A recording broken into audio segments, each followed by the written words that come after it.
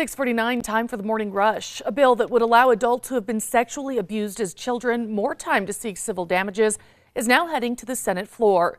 Yesterday, lawmakers on the House floor voted unanimously for a bill to extend the current statute of limitations for a person to sue their abuser from age 24 to 58.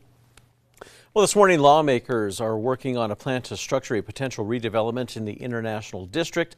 That is, if the Fairgrounds pack up and are moved to a new location. Well, the bill to create a new Fairgrounds district that could sign on contracts with neighboring governments, accept grants for redevelopment, or even sell the property.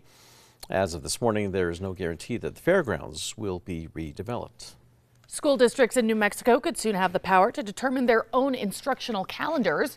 Yesterday, the House voted unanimously to pass House Bill 65, which would allow school districts to determine how many days they will use to meet the state's required 1,140 hours of instructional time. The bill will now head to the Senate. Ryan. And it's a pretty calm morning out there for most. Las Vegas, here's a live look, 42 degrees right now with 7-mile-per-hour wind. Dry air, 22% humidity, but clouds will be on the increase and temperatures will fluctuate with strong winds ahead. The family of the man who died after a Clayton police officer tased him in the back is now suing the city and the department. Clayton police officer Michael Mann tased 58-year-old Mark Anthony Avila, hit his head on the concrete and later died. Now Avila's family is suing the town of Clayton, the chief of police, and Officer Mann, saying that they failed Avila, who was in the middle of a mental health crisis. The mastermind behind the DWI corruption scandal can no longer practice law in New Mexico. Yesterday, the state Supreme Court permanently disbarred attorney Thomas Clear III.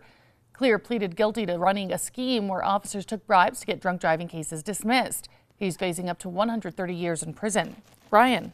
And wind alerts more widespread as we also have a high wind warning today in Sierra and Luna counties for up to 50 to 60 mile-per-hour wind gusts, 45+ mile-per-hour wind gusts in Otero and Eddy County, in Lee County. Eddy County under a high wind warning, as well as, again, Sierra and Luna counties. High wind watches for the Northeast Highlands for potentially damaging winds late tomorrow night into Friday.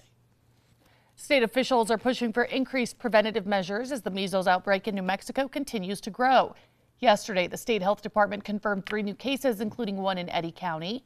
The total number of cases now stands at 33. Most cases involve unvaccinated people. Well, happening today, a New Mexico woman is going to be representing the Duke City on a trivia show airing on Fox New Mexico. Albuquerque's Kimberly Chavez is going to be appearing on Fox's trivia show called The Floor. The winner of the show will take home a grand prize of $250,000. You can catch Chavez on The Floor tonight at 8 p.m. It's going to be, again, on Fox New Mexico. Ryan. And taking a look at traffic, we do notice pretty calm conditions out there, but although taking a look at the Big I, more cars on the roadways. Expect some light to moderate slowdowns, and we'll have more updates on that later today. Well, it was definitely an historic find in Lake Superior as explorers discovered the sunken wreckage of the Western Reserve. The vessel was one of the first steel cargo ships to travel the Great Lakes. Well, the ship sank during a gale on Lake Superior back in 1892. And now it's time for the 5 facts. At number 5, the state's Department of Cultural Affairs is encouraging New Mexicans to celebrate Women's History Month by visiting one of the roadside markers honoring a remarkable woman. The New Mexico Woman Maker Marker program says there are nearly 100 of these monuments around the state honoring women that have been the heartbeat of New Mexico's history. From artists to educators to entrepreneurs, the markers will tell their stories and explain how they shaped our state's culture. At number 4, state officials are pushing for increased preventative measures as the measles outbreak in New Mexico continues to grow. Yesterday, the state health department confirmed 3 new cases, including one in Eddy County, that is making the first to be recorded outside of Lee County. The total number of cases now stands at 33. The DOH says that since February the 1st, nearly 9,000 New Mexicans have received the measles vaccine. And at number 3, winds set to pick up today. Not too windy, but with a higher fire threat. That is something that we'll be seeing ahead with low humidity. Still mild air for the next couple of days, but another storm system will bring even more rain and snow. At number 2, a bill that will allow adults who have been sexually abused as children more time to seek civil damages is now heading onto the Senate floor. Yesterday, lawmakers on the House floor voted unanimously for a bill to extend the current statute of limitations for a person to sue their abuser from age 24 to 58. Now, lawmakers shared testimony of their own experiences with sexual abuse as they supported the bill and how it could impact survivors. And at number 1, the family of the man who died after a Clayton police officer tased him in the back is now suing the city and the department. Clayton police officer Michael Mann found 58-year-old Mark Anthony Avila naked, walking through a neighborhood searching for his granddaughter.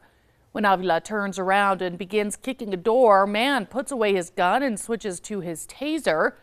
Moments later, Officer Mann pulls the trigger, striking Avila in the back. Avila then falls, smacking his head on the concrete, which ultimately leads to his death. Now, Avila's family is suing the town of Clayton, the chief of police, and Officer Mann, saying they failed Avila, who is in the middle of a mental health crisis.